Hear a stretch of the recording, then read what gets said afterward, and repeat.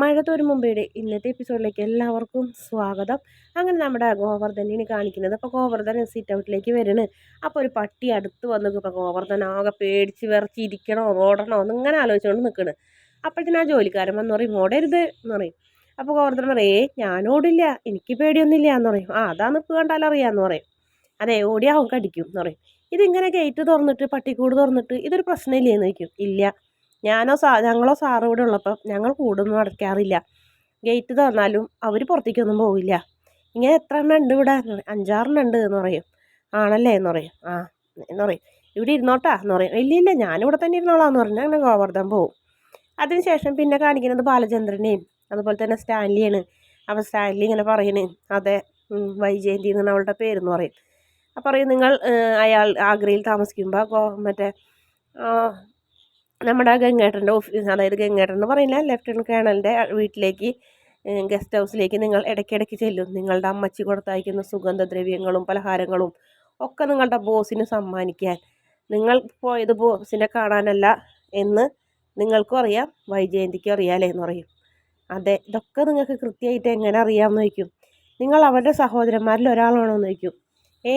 ഞാനതൊന്നുമല്ല എന്ന് പറയും. അപ്പോൾ പിന്നെ ആര് എന്ന് ചോദിക്കും.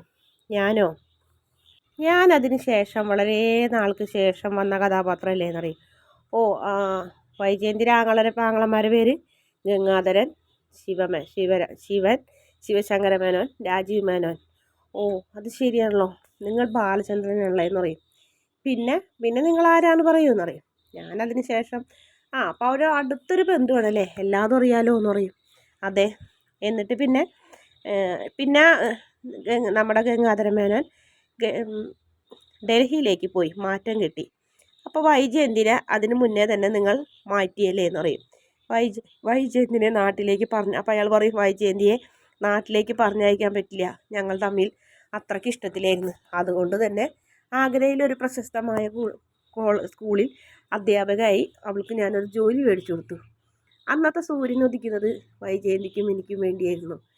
ഷാജഹാനും മുംതാസും താജ്മഹലും ഒന്നും ഞങ്ങളുടെ മുന്നിലൊന്നുമല്ല, ഞങ്ങളുടെ പ്രണയത്തിന് മുന്നിൽ എന്നിങ്ങനെ പറയുന്നു ഓരോന്നും. ബാലചന്ദ്രൻ്റെ ശംഖ് ഇങ്ങനെ കത്തിടതൊക്കെ കേൾക്കുമ്പോൾ അങ്ങനെ സ്നേഹിച്ചാണ്. ഇപ്പോൾ എല്ലാം പോയില്ലേ എന്ന് പറയും. അതെങ്ങനെ എല്ലാം പോണേന്ന് ചോദിക്കും.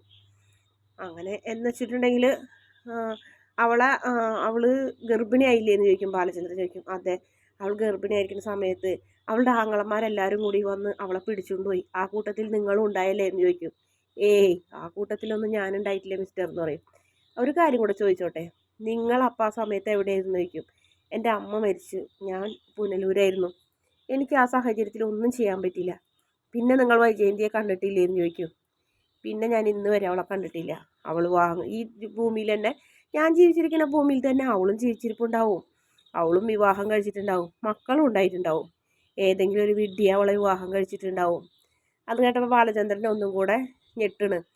ഇപ്പം ഞാൻ വിവാഹം കഴിച്ചില്ലേ, എനിക്കും മക്കളുണ്ടായി. അത് ഞാനൊരു കാര്യം കൂടെ ചോദിച്ചോട്ടെ, എന്തുകൊണ്ട് നിങ്ങൾ വിഡ്ഢി വിവാഹം കഴിച്ചു എന്ന് പറയണേന്ന് ചോദിക്കും. അത് കാരണമുണ്ട്, അവൾക്ക് എന്നെ സ്നേഹിച്ച പോലെ ലോകത്ത് ഒരു പുരുഷന്മാരെയും ഇനി അങ്ങനെ സ്നേഹിക്കാൻ കഴിയില്ല. അഭിനയിക്കാൻ കഴിയും, പക്ഷേ അവൾക്ക് സ്നേഹിക്കാൻ കഴിയില്ല എന്ന് പറയും. അത്രയധികം അവൾ എന്നെ സ്നേഹിച്ചിട്ടുണ്ട് ഞാൻ അവളെ എന്ന് പറയും. അത് ശരിയാ, അങ്ങനെ ഒരിക്കലും അവൾക്ക് ഇനി വേറൊരാളെ സ്നേഹിക്കാൻ കഴിയില്ല, അവൾക്ക് അഭിനയിക്കാൻ മാത്രം കഴിയുള്ളൂ. അപ്പോൾ അയാളുടെ കണ്ണ് വീണ്ടും ചുരുങ്ങും. ഇതെങ്ങനെ നിങ്ങൾക്കറിയാമെന്ന് ചോദിക്കും. നിങ്ങൾ പറഞ്ഞില്ലേ ഏതെങ്കിലും ഒരു വിഡ്ഢി അവളെ വിവാഹം കഴിച്ചിട്ടുണ്ടാവുമെന്ന്. ആ വിഡ്ഢിന് ഈ നിങ്ങളുടെ മുന്നിൽ നിൽക്കുന്ന ഈ ഞാൻ എന്ന് പറയും.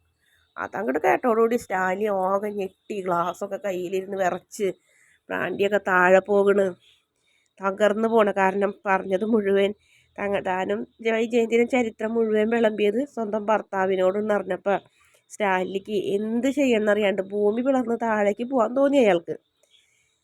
അങ്ങനെ പിന്നെ കാണിക്കുന്നത് ഗോവർദ്ധനാണ്. ഗോവർദ്ധന് ചായയും കൊണ്ട് കൊടുക്കുന്ന ജോലിക്കാരൻ എന്തിനാ വന്നത്, പാലായിൽ നിന്ന് വന്നതെന്ന് പറഞ്ഞപ്പോൾ പാലായിൽ ഇവിടെ സാറിനായിട്ട് എന്ത് ബന്ധം, അതൊക്കെ ചോദിച്ചില്ലേന്ന്. ഞാൻ ചോദിച്ചു നിങ്ങൾ ഡ്രൈവറാണെന്ന്. ഡ്രൈവറല്ല, ഞാൻ അദ്ദേഹത്തിൻ്റെ അളിയനെന്ന്. ഞാൻ ചോദിച്ചില്ല, എന്തെങ്കിലും ഒരു ആവശ്യമില്ലാണ്ട് അളിയനും ഇങ്ങോട്ട് വരില്ല, അതുകൊണ്ട് ഞാൻ കൂടെ പോകുന്നു, അത്രേ ഉള്ളൂ എന്ന് പറയും.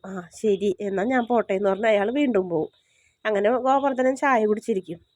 പിന്നെ വീണ്ടും കാണിക്കുന്നത് സ്റ്റാലിനാണ്. സ്റ്റാലിൻ ഇങ്ങനെ ചാരി ഇരിക്കുന്ന കസേരയിൽ എന്ത് പറയണമെന്ന് അറിയില്ല. എങ്ങനെ ബാലചന്ദ്രനെ സമാധാനിപ്പിക്കണമെന്നോ അല്ലെങ്കിൽ ബാലചന്ദ്രനോട് തിരിച്ച് പോകാൻ പറയാൻ പോലും സ്റ്റാൻലിക്ക് കഴിയുന്നില്ല. സ്റ്റാൻലി ഇങ്ങനെ ആകെ തകർന്ന് നിൽക്കണ് ഇരിക്കിന്. അപ്പോൾ ബാലചന്ദ്രൻ അവിടെ ഇരിക്കുന്നുണ്ട്. അപ്പോൾ സ്റ്റാൻലിൻ്റെ മടിയിൽ വീണ്ടും ഒരു പട്ടിയൊക്കെ വന്നിരിക്കും. അങ്ങനെ പട്ടീനെ താലോലിച്ചൊക്കെ ഇരുത്തുന്നത്. അതിനുശേഷം പിന്നെ ബാലചന്ദ്രൻ്റെ അടുത്തേക്ക് ഇങ്ങനെ സ്റ്റാൻലി ചെന്നിട്ട് രണ്ടാളും കൂടെ മുഖാമുഖം നോക്കി നിൽക്കുന്നതോടെ എപ്പിസോഡിൻ്റെ അവസാന ഭാഗം പ്രമോണിങ്ങിൽ കാണിക്കുന്നില്ല. വീഡിയോ ഇഷ്ടപ്പെട്ടാൽ ചാനൽ ഒന്ന് സബ്സ്ക്രൈബ് ചെയ്ത് സപ്പോർട്ട് ചെയ്യണേ.